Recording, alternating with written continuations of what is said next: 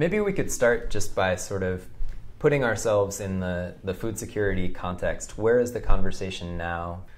What is happening now that should give us confidence that these huge challenges we face, be they climate change, population growth, urbanization, that we actually are talking about the right things to move the needle forward on those issues? Sure.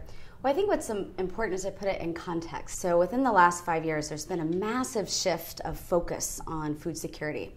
We saw President Obama enact Feed the Future as one of his first foreign policy acts. That's huge.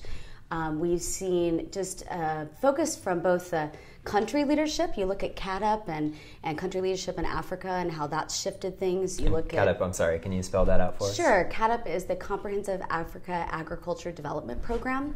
So it's different leaders coming together to put a percentage of their budget towards or towards agricultural development.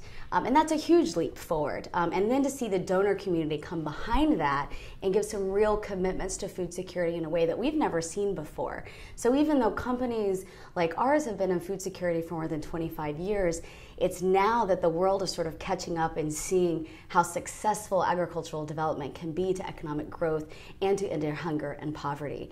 When you combine that with things like integrating nutrition with food security, which really hadn't been done before, not in the way that it's being done now.